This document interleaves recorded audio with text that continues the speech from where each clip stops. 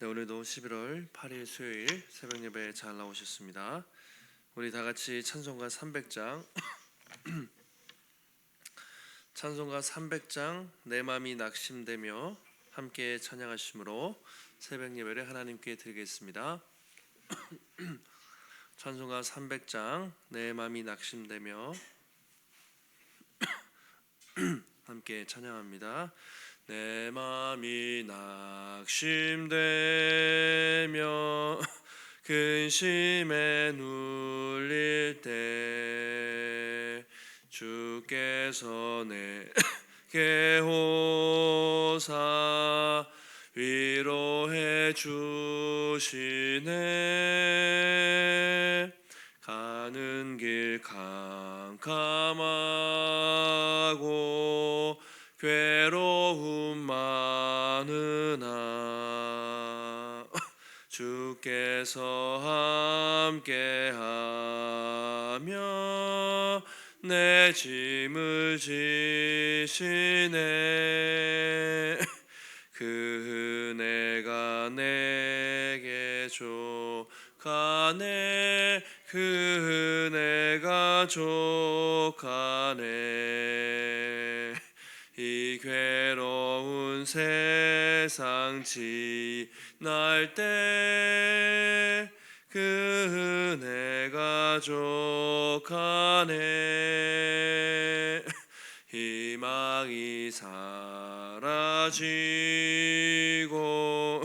친구 날 버릴 때 주 내게 속삭이며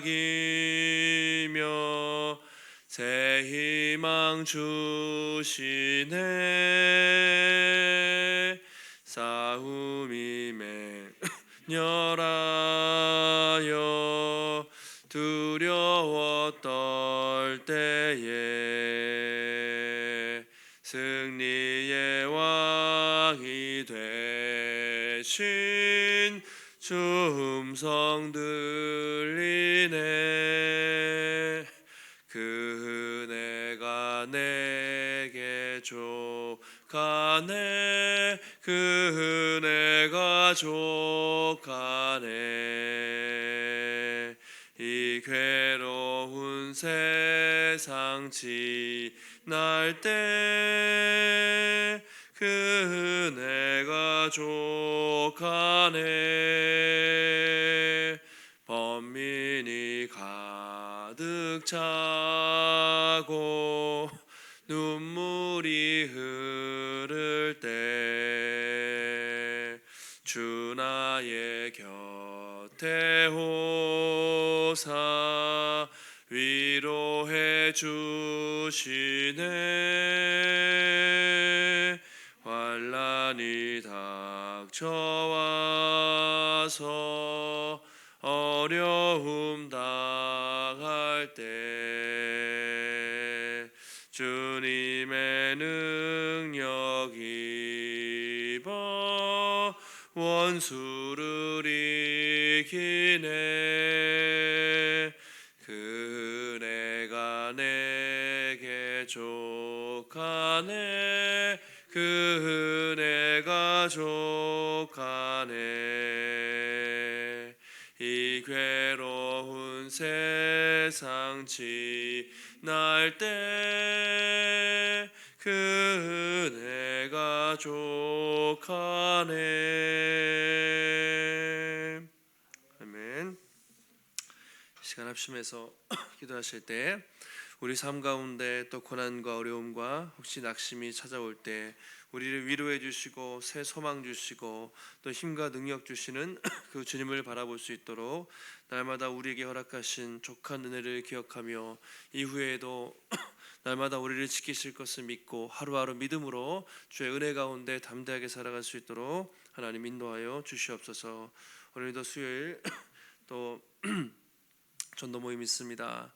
추운 날씨지만 하나님 기도하고 전도하며 복음의 씨앗을 뿌릴 때 하나님께서 또 계속해서 귀한 열매 맺을 수 있도록 하나님 붙잡아 주시고 제자 훈련과 성역 공부와 여러 모임들을 통해 하나님 많은 성도들이 또 신실한 믿음의 일꾼으로 제자들로 세워질 수 있도록 또 계속해서 또 새 가족들을 보내시고 그들을 잘 정착하고 성장하여 주님의 몸된 교회가 날마다 아름답게 세워질 수 있도록 주님 붙잡아 주옵소서. 이 시간 합심해서 기도하시겠습니다.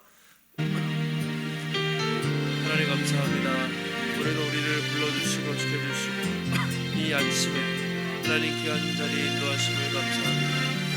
주님의 은혜를 구합니다. 날마다 우리를 지켜주시고 보호하시고 인도하여 주시옵소서. 하루하루를 살아갈 때 때로 하나님 낙심되고 때로 어렵고 여러 마음에 참 두려움이 넘칠 때도 있습니다. 그때마다 우리와 함께 하시고 족한 애로 지켜주시며 인도하시는 그 주님의 놀라운 손길을 바라보오리. 주님 붙잡아 주시고 인도하여 주시옵소서.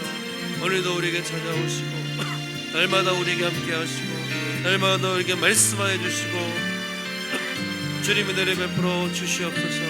하나님의 성령으로 충만하게 인도하시기를 기도합니다.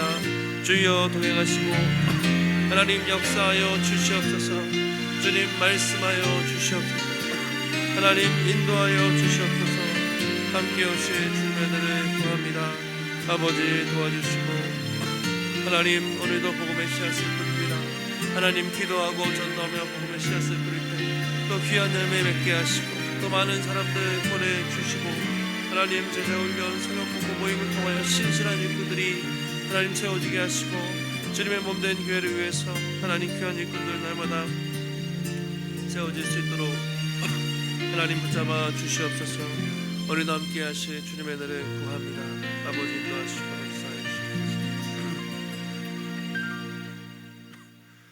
살아계신 하나님, 또 갑자기 추워진 날씨, 쌀쌀한 날씨 속에서도 우리를 불러주시고 깨워주시고 오늘도 주의 전에 나와서 또 가정에서 온라인으로 주 앞에 무릎 꿇고 주님 기도하며 주님 예배하며 이 하루 시작하게 하시니 감사를 드립니다. 날마다 이 땅을 살아갈 때 때로는 낙심된 일, 때로는 근심된 일, 때로는 눈물이 흐를 때도 있지만 그때마다 우리에게 찾아오셔서 위로해 주시고 소망 주시고 회복시켜 주시는 주님의 놀라운 은혜를 하나님 기억하고 이미 족한 은혜를 주셨사오니 이후에도 우리를 지키실 것을 믿고 날마다 담대하게 흔들리지 않고 믿음의 길 걸어갈 수 있도록 하나님 붙잡아 주시옵소서. 교회가 계속해서 기도하며 복음의 씨앗을 뿌릴 때 하나님 믿지 않는 많은 사람들이 주께 돌아오는 생명과 회개의 역사가 있게 하시고 또 하나님 귀한 새가족들 보내시고 그들이 잘 정착하고 세워져서 주님의 몸된 교회가 날로 아름답게 또 세워질 수 있도록 붙잡아 주시옵소서. 오늘도 이 아침 귀한 말씀 주시고 주님 함께 하시기를 간구하오며 존귀하신 예수님의 이름으로 기도하옵나이다. 아멘. 우리 사도행전 25장입니다. 사도행전 25장 1절에서 12절까지의 말씀 신약성경 231면이 되겠습니다. 신약성경 231면 사도행전 25장 1에서 12절 한 절씩 교독하겠습니다. 25장 1절입니다. 베스도가 부임한 지 3일 후에 가이사랴에서 예루살렘으로 올라가니 바울을 고소할세. 베스도의 호의로 바울을 예루살렘으로 옮기기를 청하니 이는 길에 매복하였다가 그를 죽이고자 함이더라.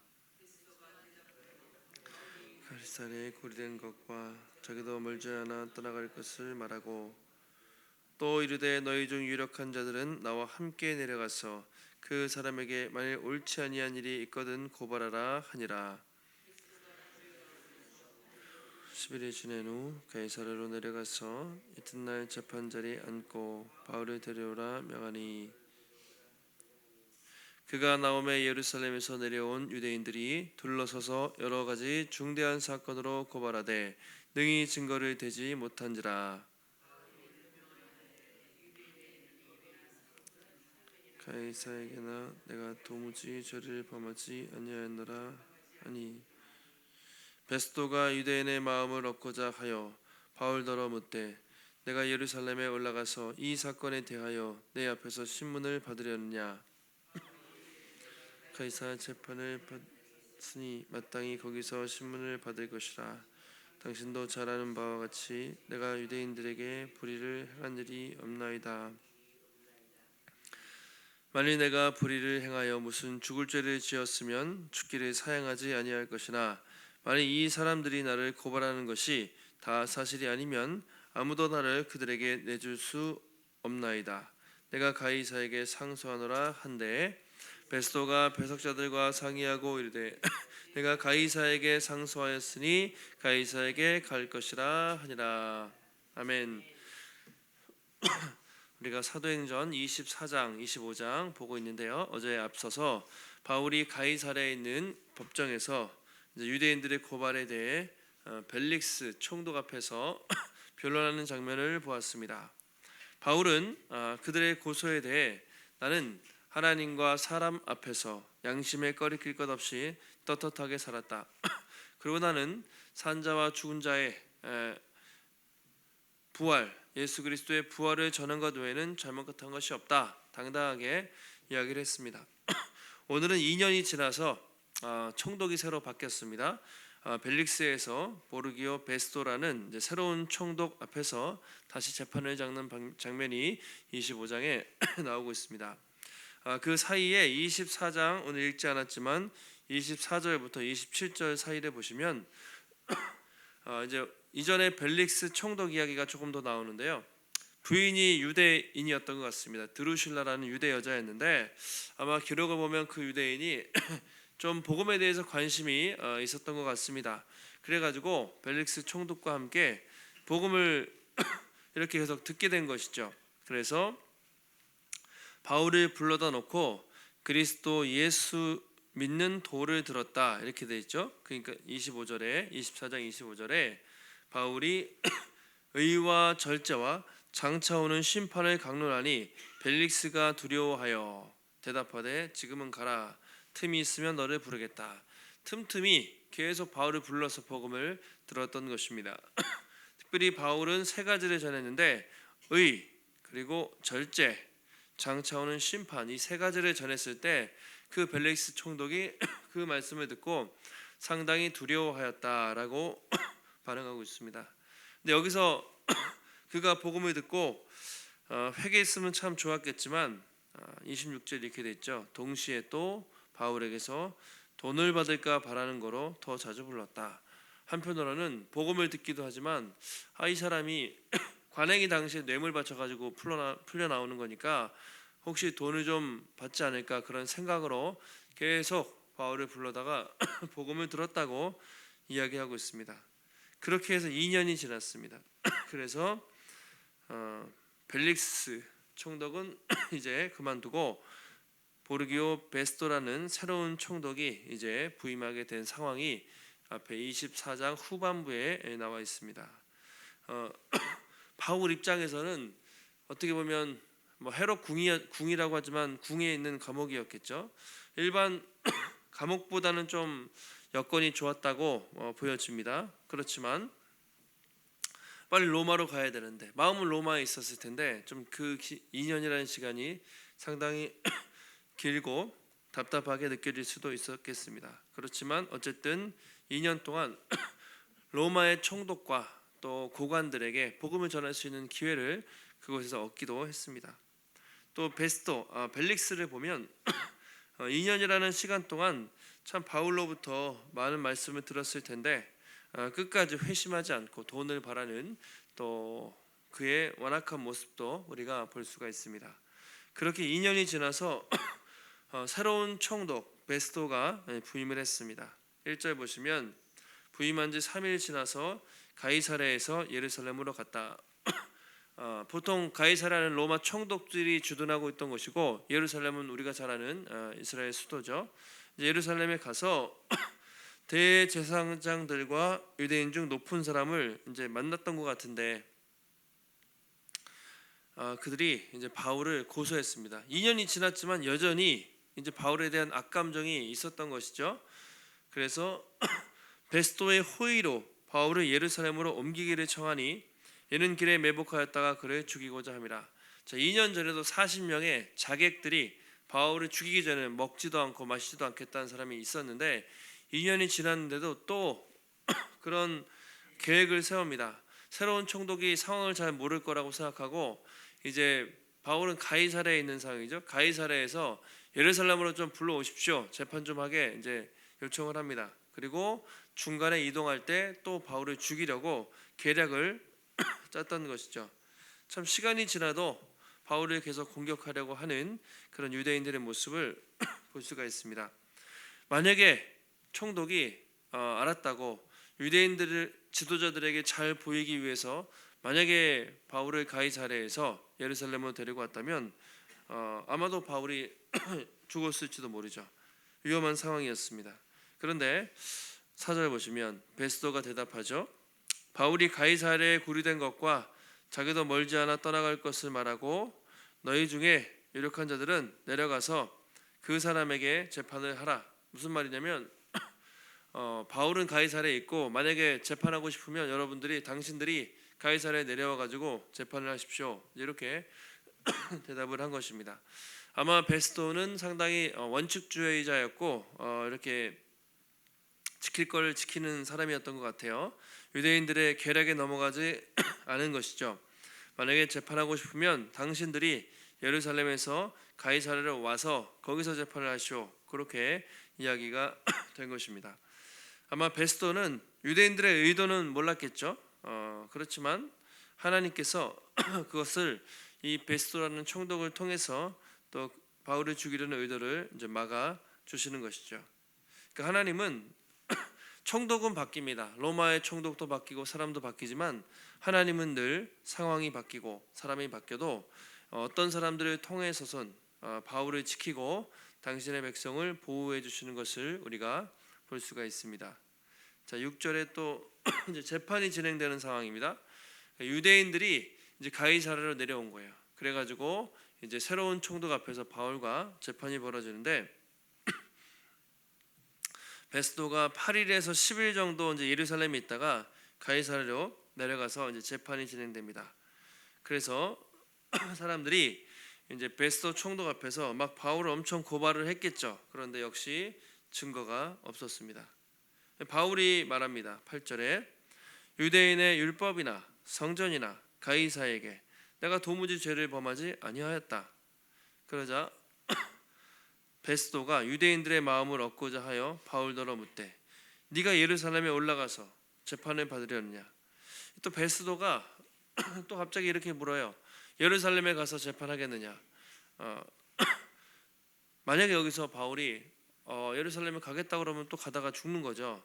중요한 상황입니다. 그런데 바울이 뭐라고 대답하냐면 10절에 같이 한번 10절 말씀을 읽어보실까요? 10절 시작. 바울이 이르되 내가 가이사의 재판 자리 앞에 섰으니 거기서 신문을 받을 것이라. 당신도 잘 아시는 바와 같이 내가 유대인들에게 불의를 행한 일이 없나이다.